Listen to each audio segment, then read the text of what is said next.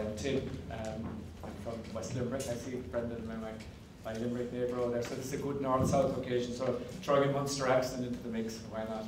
Fantastic out there. I haven't been in these parts for a long time. I'm honoured to be here. And also acknowledge my colleague Mary Bunting. Previous part of my life, I worked for the Department of Foreign Affairs for nearly 30 years, and nearly 6 of them spent in Armagh, working in the place where Mary now does such great work with our other colleagues, the North-South Ministerial Council. So you might be wondering, what's a fellow from Limerick doing up here, throwing Munster accents into the piece? Well, there's 2 reasons. Sorry, I'm going to tell my only Donegal story first.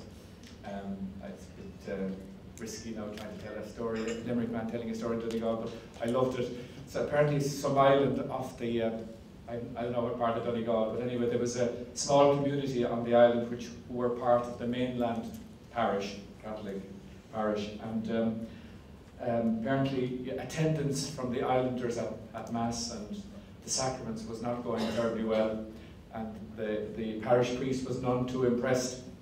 So one day he spotted on the mainland one of the leading boyos and called him to account, and as to their, you know, the sort of the poor attendance record, and the response was, "Oh no, Father, it's very simple. I'm not going to try the accents, right? Very simple, Father. You know that the waterways between the island and the mainland is extremely dangerous, and so really, with that, like, it shouldn't be worth our while coming over if it was a venial sin that was involved, and of course, if it was a mortal sin, it would be far too dangerous." My understanding of theology, and there you go. So 2 reasons why I'm here today, really. I just very briefly, my background, I worked in the civil service for public service for 37 years, worked mostly with foreign affairs, was Consul General in New York for a few years, which I'll talk about in a minute. And then for 3 years, from 2007 to 2010, I had the honour to be Secretary General to President McAleese in, I see some of the colleagues in the North-South days here as well, in Ours and Outram, which is a great privilege. And then 2 years ago, because I had the notion that I still had the energy to do it, I wanted to do something else, so I took slightly early retirement and set up my own business, and went over to the dark side of the street. The private sector was good fun, and I'm working with various companies now doing various things, including a family renewable energy business down in West Limerick, which is good fun. And I'm the eldest of a family of 12, so with 41 grandchildren and 2 great-grandchildren. So there's a tribe, I think, of about 64 of us to be minded. So we've plenty to be getting out, to get done. But I suppose now that I'm free to do things that I no longer have to represent Mother Ireland formally, or to be sort of democratic in the things I do, I'm attracted by people trying to make a difference.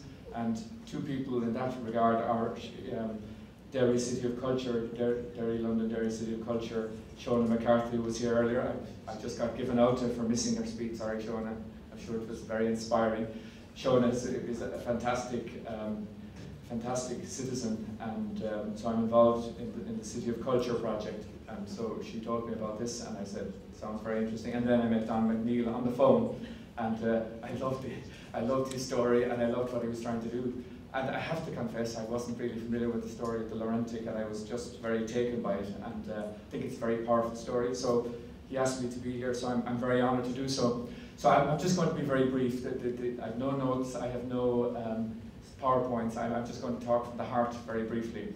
When I was in New York, when I moved from Armagh to New York, or as I said at the time, cheesily, when I was moving from the Orchard County to the Big Apple, sorry. I arrived in New York, minted to be the new representative of Ireland there, and I didn't really know what to expect. Everybody told me it's going to be an amazing experience, and they were right. But what I didn't see, there were 2 epiphanies that hit me that I didn't anticipate. The first one was, I thought when I was going to be there that I was going to have to be about the business of Wall Street, because that's where the money was, and still is, I suppose. And I was going to have to be about the business still of the peace process, because people like Neil O'Dowd and Bill Flynn are very prominent there. And I was going to be about the business, obviously, of the huge Irish community, the amazing community there, and immigration, which is still a major issue, and I was. But there was another issue, another thing out of Ireland in New York that I didn't see at all, but actually dwarfs everything else, and that's the power of the arts, the power of culture out of Ireland. Is Ireland on the map in New York? Yeah, answer yes. Or say, take a metric like, is there an Ireland story in the Sunday edition of the New York Times? And the answer is 3 Sundays out of 5 there's an Ireland story, which is quite something. There's 190 countries vying for a piece of New York, and Ireland will make it in maybe three Sundays out of 5. And then 8 times out of 10 though, here was thinking it was a culture story. And that was really a shocker. And I didn't know anybody in the culture community, I didn't know anybody in the arts community, and I thought, how the hell am I going to John Dallett had never told me anything about culture when we were over here working together in the peace process, you know. So I thought to myself, how am I going to do this? I had this kind of image of some cultural guru looking at me, coming up if I said, you know, I wanted to get involved in a long cigarette ash dangling, saying, what in the name of Jesus would government know about culture? Spare me. And I'd be dismissed, you know, like in a kind of a cloud of sophisticated, jaded sort of smoke. And I thought, but no, I'm going to have to risk making an Egypt of myself because this thing is too big. And about 6 weeks into it, I was at a big Irish-American business dinner in the Waldorf Hotel, and one of the speakers was Gabriel Byrne, whom I had never met, and I thought, oh, it'd be interesting to hear now what he's going to say. And here's what he said, basically, very quickly. He said, culture is the binding force between Ireland and America. Culture is the common ground upon which we stand, which draws and links us together. And here in New York, we have a number of exemplars of that we should be nurturing and nourishing. But he said, but maybe the time has come for something on a grander scale to mark the contribution of Ireland to this great city. And he said, so I imagine a great Irish cultural centre in New York being that place and space that would mark the contribution and be a platform into the future. And you could hear a whoosh around the room, you know, I started saying, wow. And I thought to myself, that's it, that's the vision. Now, I'd never met him, but I watched him get off the stage. I'm getting that man right now. So I watched where he went to sit, and he was sitting at the top table, of course, now and over, and I tapped him on the shoulder, and I said, hi, Gabriel, I'm Tim O'Connor, I'm the new Consul General. I was very interested in what you had to say there, and I'd like to meet. And he said, would you not? Well, I'd like to meet you too. So we, as the parish priest, so we met a couple of days later when we clicked, and out of that whole thing has come, he became a fantastic mentor. As you probably know, he was appointed a couple of years ago by the government as the first cultural ambassador. He has done an extraordinary work, and in fact, as we speak today, that cultural centre is being built on the west side at the moment. We'll hope to be finished in another few years. A $45 million major Irish cultural centre on the west side of New York, 24 million of which is already pledged. So, and from that moment on, I saw that I put culture actually at the heart of my job, and it was fantastic rewards. And I just see, so for me, therefore, when I come back now, and part of the reason to be here today is that I'm now sort of of the view, I'm kind of thinking as a citizen, we're broken and we're broke. And here are the facts. We export 85% of what we produce. Therefore, we live or die economically in how we perform in the wider world, in markets, you know, like America and elsewhere. And in that wider world, the thing that has the biggest impact by far out of our country is actually the arts. And then when I look at the nature of New York, I came up with this kind of another cheesy soundbite, I thought, because I saw how New York worked. Actually, it is that interface between business and the arts. That's actually how New York works. There's this kind of coming together. So I kind of summarized it by saying that to understand New York, you must understand it's a city of 2 great streets, Wall Street and Broadway. And the power is how they come together. And you have to be on both of them. But Ireland is most powerfully represented actually on the Broadway side of the equation. And if that's the case, and if it is the case that it's how the 2 streets come together, then maybe the smartest way for an Irish company, taking all of that into account, maybe the smartest way for an Irish company onto Wall Street is through Broadway. And people say, what does that mean? Well, we got to figure that out. But what it certainly means is that we need to be a much more clever strategy out of Ireland in pulling together the arts and business together in taking on the world. And one example I give recently is that we last year, I don't know if you followed this in the paper, but last year we rolled out across America a very powerful festival called Imagine Ireland. Actually, Gabriel Byrne was heavily involved in designing it. and it was supported to the tune of €5 million by Culture Ireland, which is the body charged with promoting Irish culture overseas. Did a great job. So here are the stats: 1,200 performances and exhibitions and events by Irish artists across 40 states. Huge coverage, and I was there myself for a few of them. I even have here in my pocket a copy of the New York Times art supplement from about 5 weeks ago. Now, at the time we were getting terrible publicity, there's actually the front page story on the event that I was at, and you'll be very interested to hear a half page inside on Dancing at Lunasa, the latest production of Dancing at Lunasa taking place in New York, and then another half page inside continuing the review of the Other Voices event with Philip King that I was at. So I'm just giving this as an example. That's about 6 weeks ago, Wednesday, November the 2nd. Okay, so that's just a little bit of an example of what I mean. At a time when we're broken and broke and where our reputation around the world has taken a battering, there's one space in which we're punching very, very powerfully. And I'm just arguing that we need to take that much more into account. So I'm trying to argue to anybody who listen, and I'm talking to, going around, is actually, if we want to be smart out of Ireland now, we need to realign the arts and business, because that fantastic festival last year that got all that publicity, there was no business strategy attaching to it.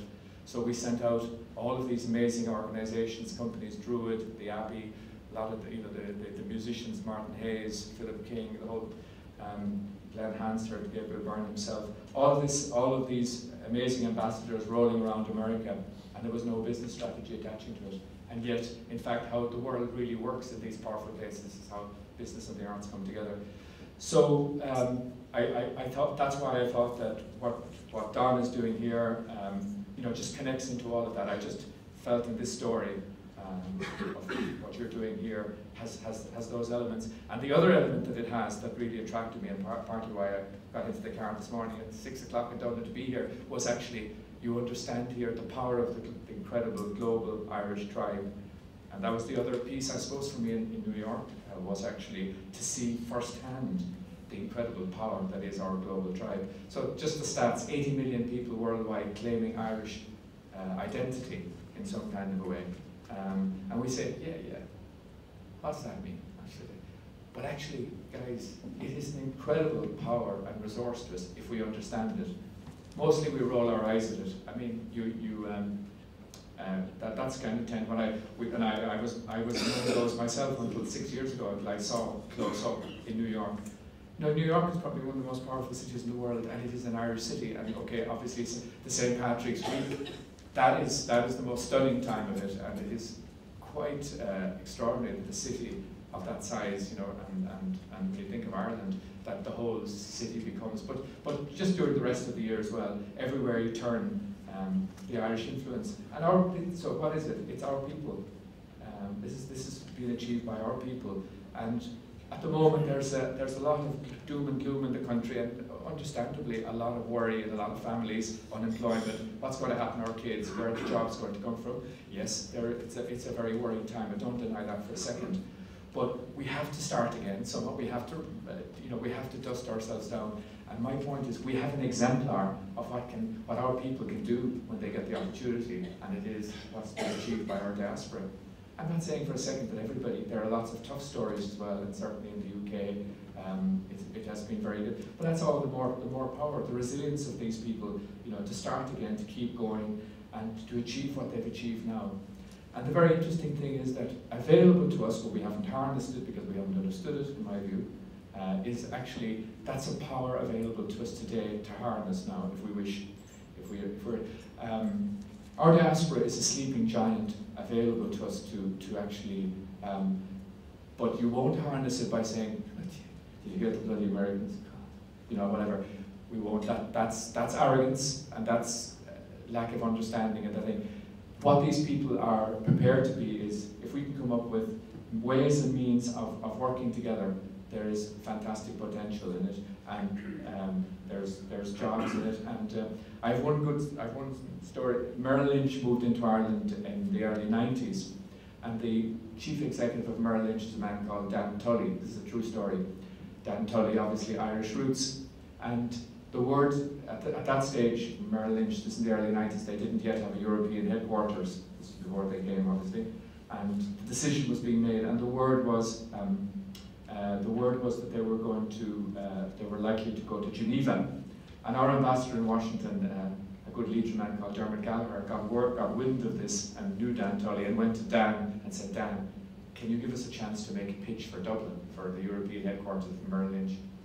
And Dan says, God, Dermot, it's a bit late, but all right. So he paused the process, and so the Irish side got a few weeks to put the story together as to why Merrill Lynch had come to Dublin.